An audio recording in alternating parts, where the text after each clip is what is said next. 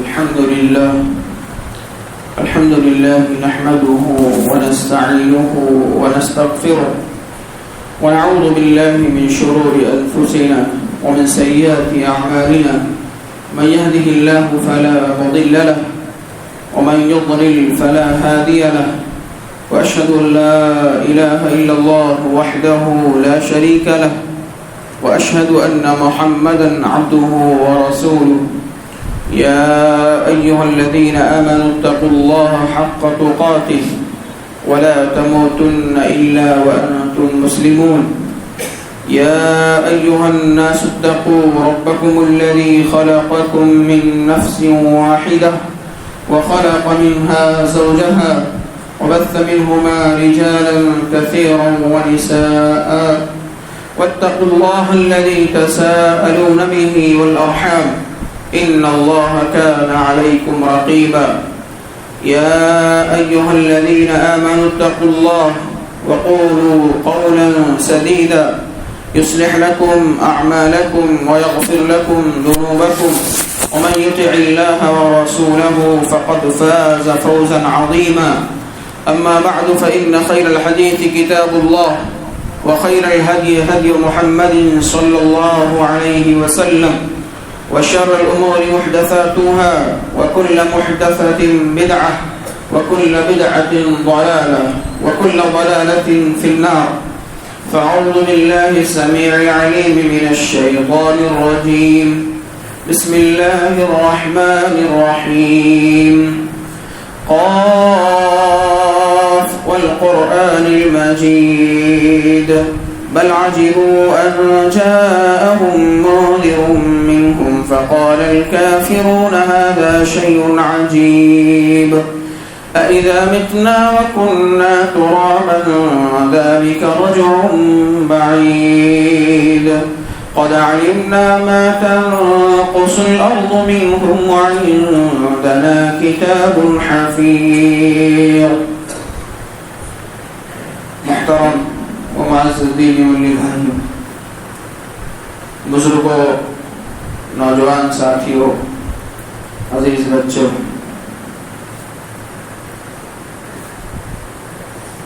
اللہ رب العالمین کا بڑا ہی شکر اور احسان ہے کہ اس نے ہمیں اور آپ کو ایک عظیم عشرہ عنایت فرمایا جس میں ہر ایک شخص نے اپنی لسان بھر رب کی عبادت، اس کی بندگی، اس کی تکبیر، اس کی تہلیل اور اس کی عظمت کا ذکر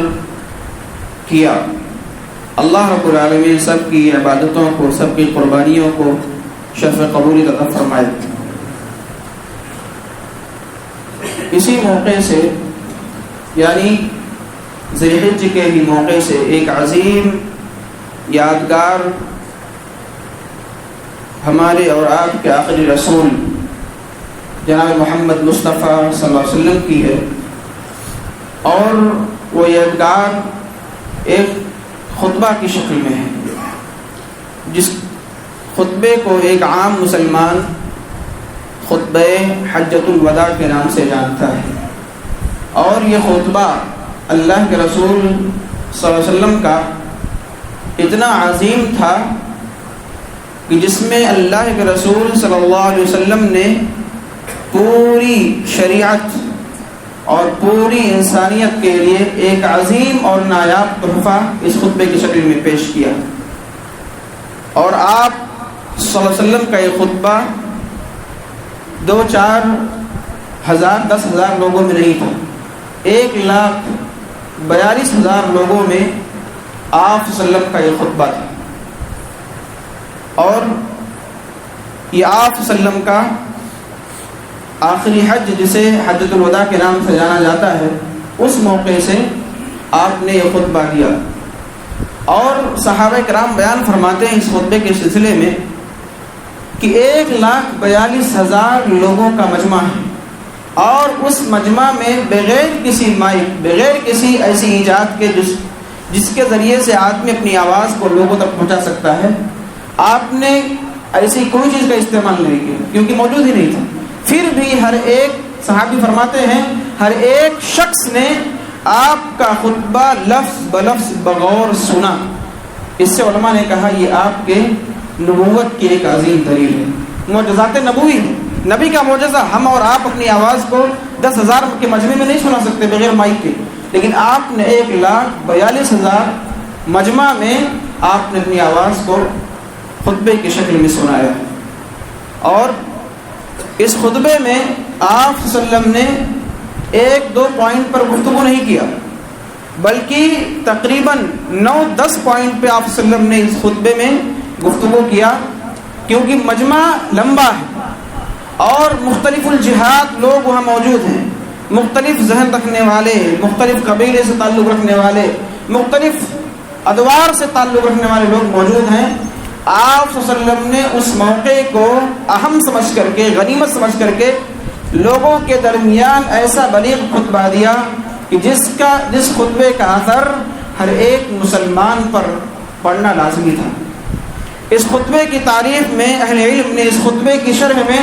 بڑی بڑی کتابیں لکھ دی ہیں کہ خطبہ حجۃ الوداع کی تشریح، خطبہ حجۃ الوداع کے فوائد، اس کے ثمرات، بڑی بڑی کتابیں اس میں موجود ہیں۔ آج کے اس خطبے میں انشاءاللہ آپ کے سامنے وہی خطبہ حجۃ الوداع کا مختصر خاکہ، مختصر پیغام آپ کے اس خطبے کا آپ کے سامنے رکھنے کی کوشش کروں گا۔ اللہ رب العالمین نے اللہ کے رسول صلی اللہ علیہ وسلم کو تمام دنیا والوں کے لیے رحمت بنا کر بھیجا، اور آپ صلی اللہ علیہ وسلم کو تبلیغ کا، ابلاغ کا سب سے عظیم درجہ عطا فرمایا۔ کہا یا ایھا الرسول بلغ ما انزل الیک من ربک، اے رسول آپ کے پاس، آپ کے اوپر جو بھی چیزیں نازل کی گئی ہیں، بلغ ما انزل الیک من ربک، آپ ساری چیزوں کو لوگوں تک پہنچا دیجیے۔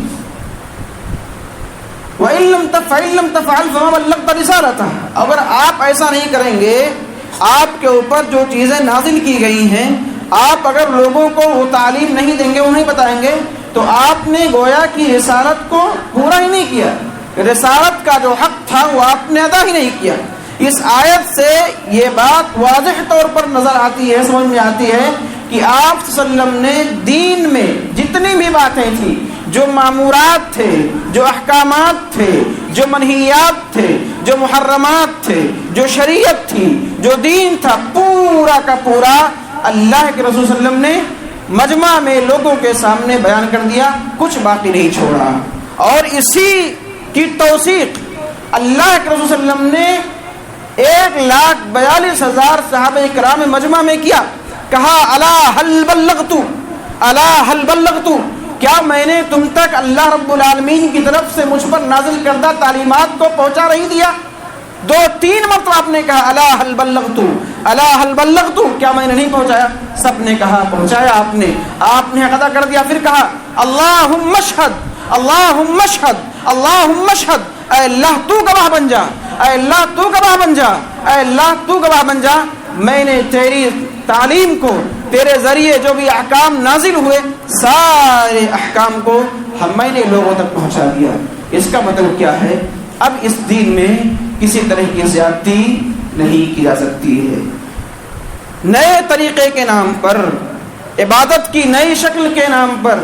بدعت کے نام پر، حسنہ کے نام پر کوئی بھی چیز شریعت میں، اس دین میں داخل نہیں کیا جا سکتا ہے۔ اگر کوئی کہتا ہے یہ چیز اچھی ہے، دین میں ہونی چاہیے، دین میں ہونی چاہیے، تو اس کا مطلب یہ ہوا کہ اللہ کے رسول نے پیغام پہنچایا نہیں۔ اور اگر کوئی کہتا ہے کہ یہ چیز کمی رہ گئی، تو گویا کہ اس نے کفر کیا۔ یہ چیزیں بڑی اہم ہیں۔ آپ صلی اللہ علیہ وسلم کا یہ پیغام خطبہ حجۃ الوداع کے حوالے سے سب سے پہلے آپ صلی اللہ علیہ وسلم نے لوگوں میں، اس انسانیت میں جو اس وقت مسلمان تھے اور حاضر ہوئے تھے، اللہ رب العالمین کی قدرت اور اللہ رب العالمین کی طاقت اور اللہ رب العالمین کی تدبیر کا ان کے سامنے ذکر فرمایا۔ سب سے پہلا کلمہ جو آپ نے بیان فرمایا، ان الزمان قد استدار کہیئته یوم خلق السماوات والارض، یہ زمین، یہ زمانہ جو ہے یہ چکر لگاتا رہتا ہے، کبھی دن چھوٹا، کبھی دن بڑا، کبھی اور کچھ، کبھی اور کچھ۔ یہ اللہ رب العالمین نے جب سے زمین آسمان کو پیدا کیا ہے، تب سے یہ حالت ہے اور چل رہا ہے، اور آہستہ آہستہ اپنی حیت پر لوٹ آئے گا۔ یعنی اس میں یہ اللہ کے رسول نے یہ تعلیم دی کہ لوگوں ساری قدرت کا حق اور اختیار صرف اور صرف اللہ رب العالمین کو ہے، اور ان دنوں میں اللہ رب العالمین نے 12 مہینے بنائے، اور یہ جب سے زمین و آسمان پیدا کیا تب سے 12 مہینے ہیں، اس میں سے 4 مہینے جن کو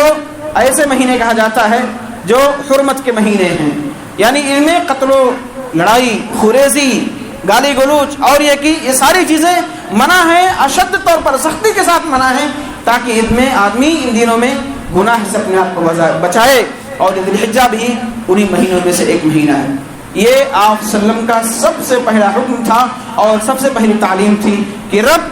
کو ہر ایک چیز کا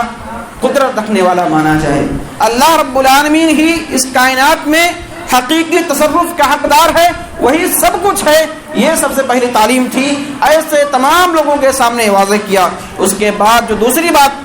آپ صلی اللہ علیہ وسلم کی تھی، کہا ان دماءکم واموالکم واعراضکم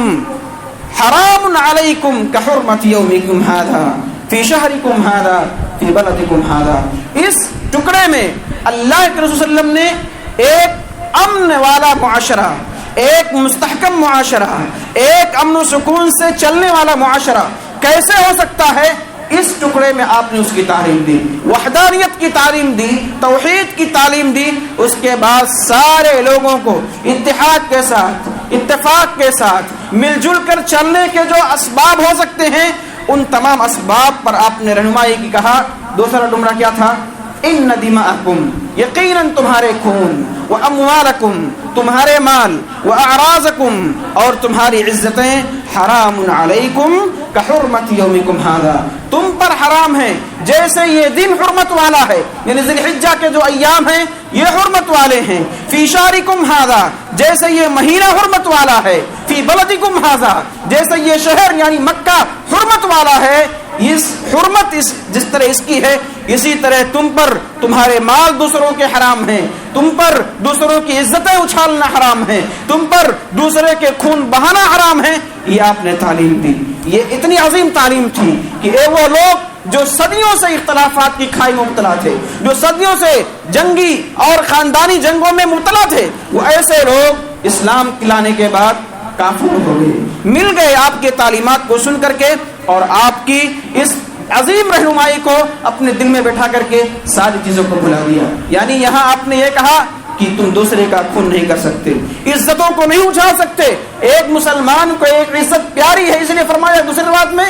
کہ کل المسلم علی المسلم حرام دمہ ومالہ وعرضہ، ہر ایک مسلمان کا دوسرے مسلمان پر اس کا خون حرام ہے، اس کی عزت حرام ہے، اس کا مال حرام ہے۔ یعنی یہ اتنے بڑے مجمع میں آپ تعلیم دے رہے ہیں اور وہاں پھر حکم بھی دے رہے ہیں، آگے انشاءاللہ آپ کے سامنے بھی بات آئے گی۔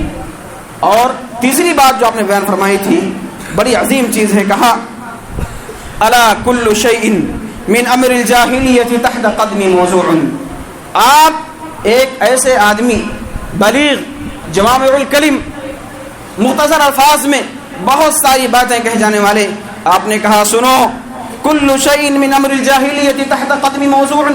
جاہلیت کی جتنی بھی چیزیں ہیں، جاہلی عادتیں ہیں، جاہلی اخلاق و عادات ہیں، جاہلی چیزیں ہیں، کھانے کے سلسلے میں، پینے کے سلسلے میں، معاملات کے سلسلے میں، لین دین کے سلسلے میں، ساری چیزیں تحت قدمی موضوع، آپ نے استعمال کیا میرے پیر کے نیچے، میرے جوتی کے نیچے، میرے قدموں تلے ہیں، جاہلیت کی ساری چیزیں آج سے یہ میرے قدموں کے نیچے ہیں۔ آپ نے اعلان کیا، کیوں؟ آپ نے پہلے سے قدموں کے نیچے رکھا تھا، لیکن وہ صحابہ کرام جو اتنی دور دور سے آئے تھے، 1,42,000 مسلمان، سب کو اس چیز کا علم نہیں۔ وہاں آپ نے فرمایا جاہلیت کی چیزیں جتنی بھی ہیں، چاہے وہ عصبیت کے سلسلے میں ہو، تعصب کے سلسلے میں ہو، اور سود کے سلسلے میں ہو، اور اسی طرح سے آپ نے خون کے سلسلے میں ہو، ساری چیزیں یہ میرے قدموں کے نیچے ہیں۔ آپ نے جب یہ کہا، اس کے بعد اور تصریح کی، کہا وَدِمَاءُ الْجَاهِلِيَّةِ مَوْضُوعٌ، اور جاہلیت کے جو خون تھے، اگر کسی نے کسی کو مارا تھا وہ بھی آج سے ختم، آج اس کا بدلہ مسلمانوں سے نہیں لیا جائے گا۔ جاہلیت میں جو ہوئے تم کو معاف کرنا ہوگا. تم اپنے اس بھائی سے جس نے تمہارا خون کیا جاہلیت میں کیا تھا اس کا بدلہ نہیں, اب اس کو معاف کرو. اور کہا وَرِبَا الْجَاهِلِيَّةِ مَوْضُوعٌ, جاہلیت کی جو سود ہم میں چل رہی تھی, قسطوں پر چل رہے تھے معاملات, کہا وہ آج سے موضوع یعنی رکھا ہوا, اب اس کا کوئی آدمی لین دین اس کی نہیں کرے گا, مکمل طریقے سے اس سے باز آنا چاہیے. اور یہ چیزیں آپ ہم سمجھ سکتے ہیں کہ آپ نے اتنے بڑے مجمع میں یہ چیزیں کیوں کہی, تاکہ لوگوں کو یہ چیز سمجھ میں آئے اور معاشرے یہاں سے جا کر کے اپنے قوم میں جائیں, اپنے لوگوں میں جائیں تو یہ ساری چیزیں ان کو بتائیں کہ اتنی خطرناک چیزیں ہیں. آپ نے حجۃ الوداع کے موقع سے یہ سارے بیانات دیے مختلف موضوعات پر تاکہ لوگوں کا ذہن کھل سکے اور مسلمان ایک سچا, ایک پکا, اللہ رب العالمین کی توحید والا, نبی کی سنت کو اپنانے والا بن کر کے یہاں سے جائے اور لوگوں میں چیزیں عام کرے. اور جاہلیت کے اور زنا کے سلسلے, سود کے سلسلے میں آپ صلی اللہ علیہ وسلم نے یہ بھی اعلان فرمایا, کہا کوئی آدمی اگر زنا کرتا, کوئی آدمی اگر سود کھاتا ہے, سود لیتا ہے یا دیتا ہے تو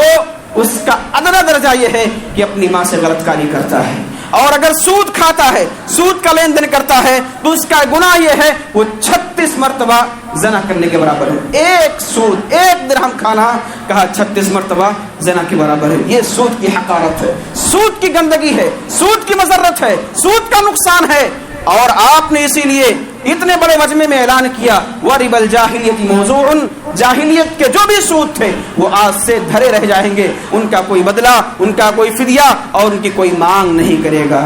اور اس کے بعد آپ نے خود فرمایا کہ میں فضل بن عباس کا میں سود ختم کرتا ہوں. خون کے سلسلے میں کہا ان کا خون میں ختم کرتا ہوں, میں معاف کرتا ہوں. اب یہ چیزیں نہیں چلیں گی. یعنی جاہلیت کی جو بھی پکار تھی ان ساری چیزوں کو آپ نے خطبہ حجۃ الوداع میں واضح طور پر اعلان کر دیا, یہ چیزیں اب نہیں چلنے والی, ان کا خاتمہ ہونا چاہیے. اور لوگوں کو حکم دیا کہ تم جا کر کے اس کو اپنے معاشرے میں, اپنے قوم میں اعلان کرنا. چوتھی چیز آپ نے جو بیان فرمائی عورتوں کے سلسلے میں, کہا فاتقوا اللہ فی النساء, کہ تم لوگ عورتوں کے سلسلے میں اللہ سے ڈرو, اللہ کا تقوی اختیار کرو. عورتوں کے سلسلے میں تم اللہ کا تقوی اختیار کرو. اس میں اشارہ اس بات کا ہے کہ جاہلیت میں جو لوگ تھے عورتوں پر ظلم, عورتوں پر جبر, ان کو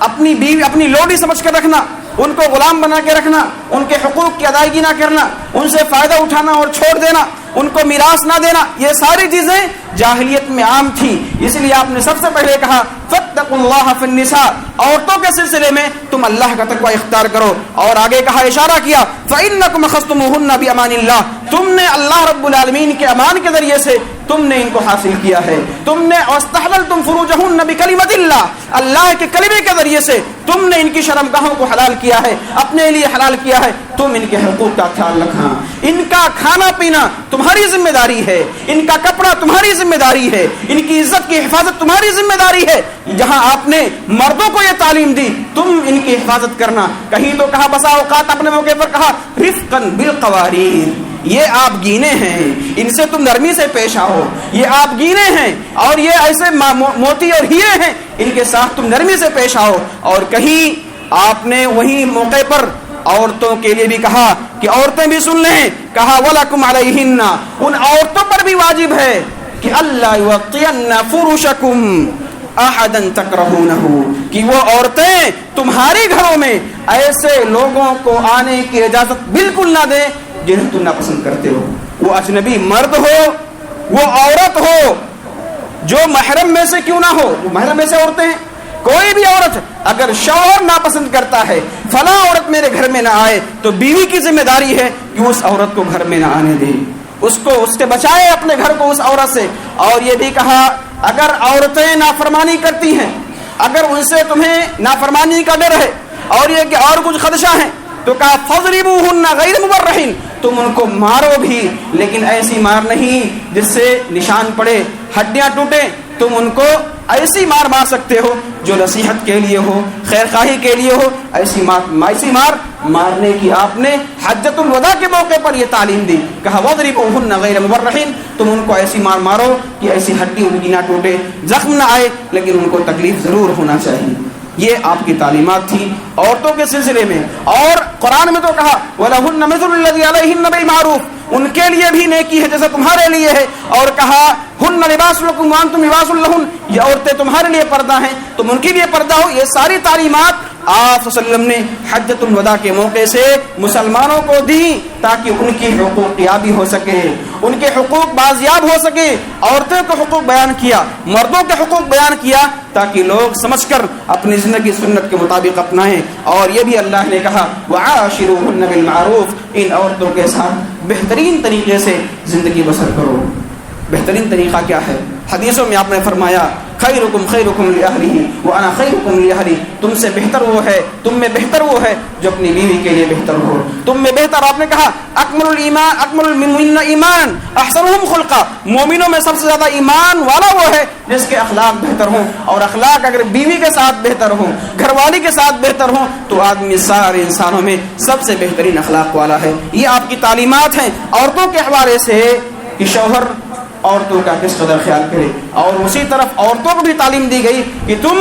اس کی غیر موجودگی میں اپنی عزت کو برباد مت کرو، اس کی غیر موجودگی میں اپنی عزت کو، اپنی ناموس کو نیلام مت کرو۔ تمہاری ذمہ داری ہے اس کے گھر کی حفاظت، اس کی عزت کی حفاظت۔ اگر بیوی بدچلن ہو جائے شوہر کی کیا عزت رہتی ہے؟ معاشرے میں، خاندان میں ہر ایک شخص اس کو سمجھ سکتا ہے۔ لہذا یہ تعلیمات آپ نے ایسے موقع پر دی جہاں صحابہ کرام کا جب غفیر تھا۔ اور پانچویں بات جو آپ صلی اللہ علیہ وسلم نے حجۃ الوداع کے موقع پر خود میں بیان فرمایا تھا، کہا وَقَدْ تَرَكْتُ فِيكُمْ مَا لَمْ تَضِلُّوا بَعْدَهُ إِنْ اعْتَصَمْتُمْ بِهِ، اگر تم لوگ کتاب و سنت کو لازم پکڑو گے، اگر تم لوگ قرآن اور حدیث کو لازم پکڑو گے، اس کو اپنی زندگی میں ہمیشہ برتو گے، قرآن کے مطابق حدیث کے مطابق عمل کرو گے، اس کی نشر و اشاعت کرو گے، تو لن تضلوا، ہرگز تم گمراہ نہیں ہو سکتے اگر تم اس کو مضبوطی کے ساتھ پکڑے رہو گے۔ پتہ چلا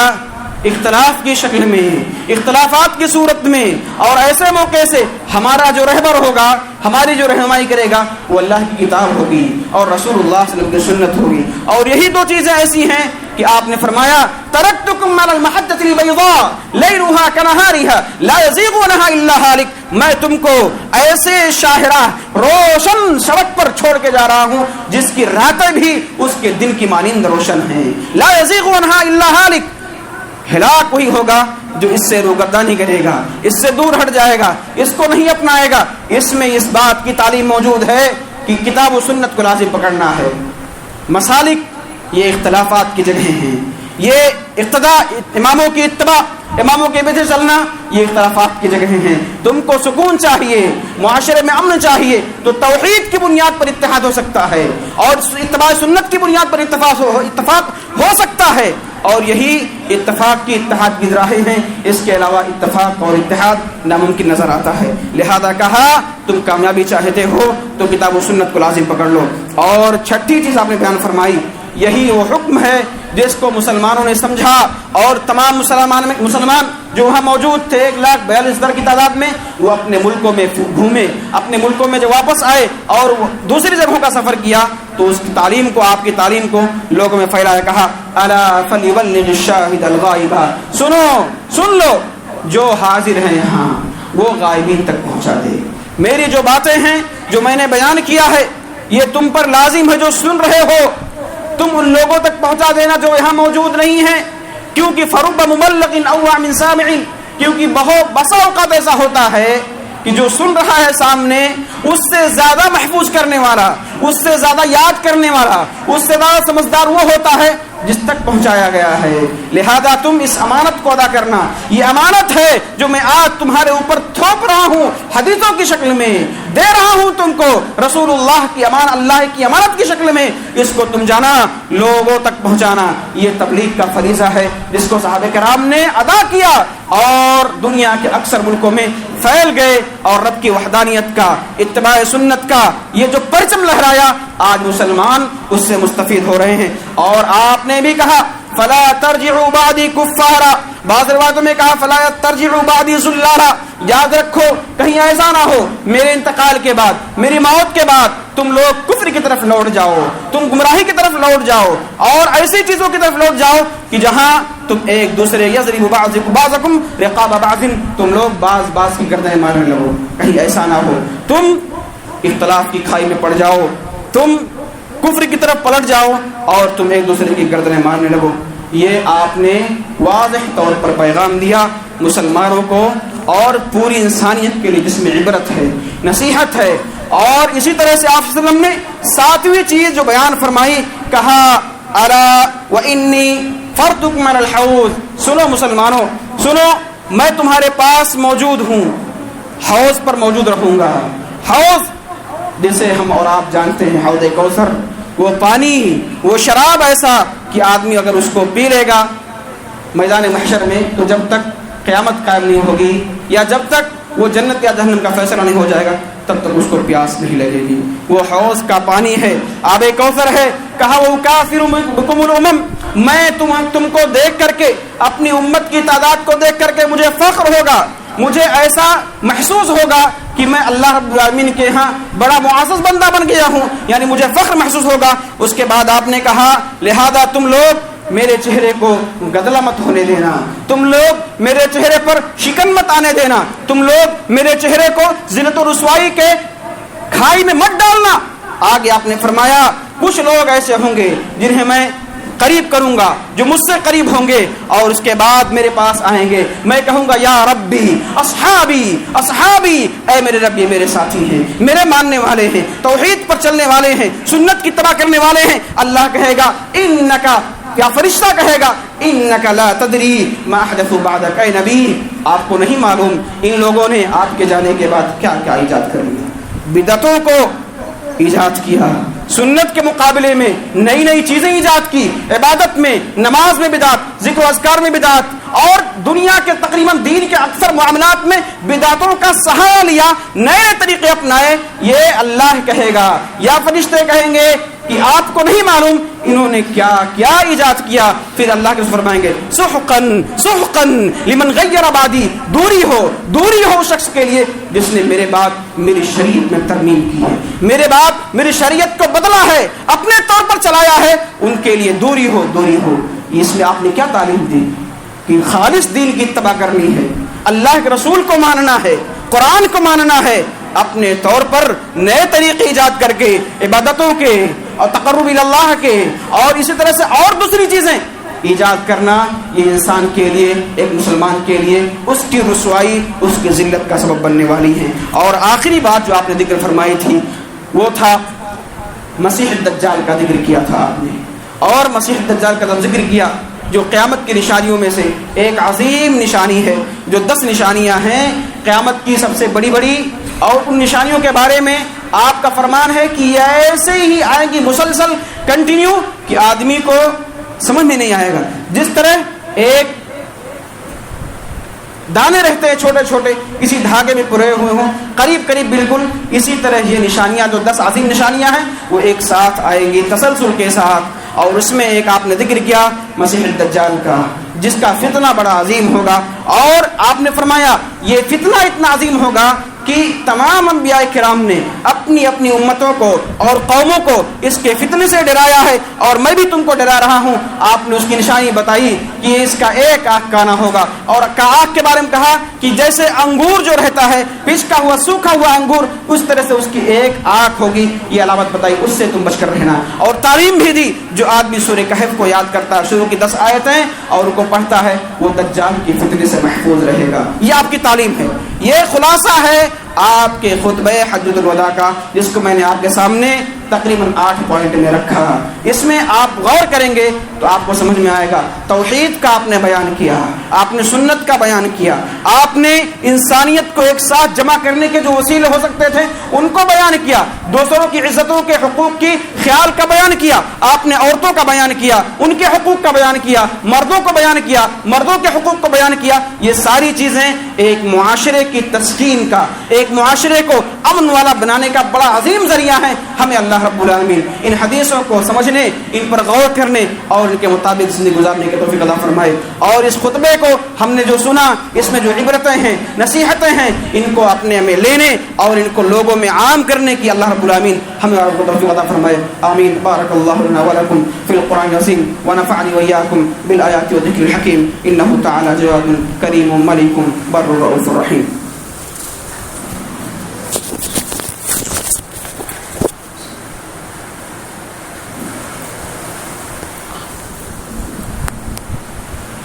الحمد لله نحمده ونستعينه ونستغفره ونعوذ بالله من شرور أنفسنا ومن سيئات أعمالنا من يهده الله فلا مضل له ومن يضلل فلا هادي له وأشهد أن لا إله إلا الله وحده لا شريك له وأشهد أن محمدا عبده ورسوله أما بعد فإن خير الحديث كتاب الله وخير الهدي هدي محمد صلى الله عليه وسلم وشر الأمور محدثاتها وكل محدثة بدعة وكل بدعة ضلالة وكل ضلالة في النار. إن الله وملائكته يصلون على النبي يا أيها الذين آمنوا صلوا عليه وسلموا تسليما. اللهم صل على محمد وعلى آل محمد كما صليت على إبراهيم وعلى آل إبراهيم إنك حميد مجيد. اللهم بارك على محمد وعلى آل محمد كما باركت على إبراهيم وعلى آل إبراهيم إنك حميد مجيد. عباد الله يرحمكم الله، إن الله يأمر بالعدل والإحسان وإيتاء ذي القربى وينهى عن الفحشاء والمنكر والبغي يعظكم لعلكم تذكرون. ولذكر الله تعالى أولى وأسن وأتم وأهم وأكبر، والله يعلم ما تصنعون.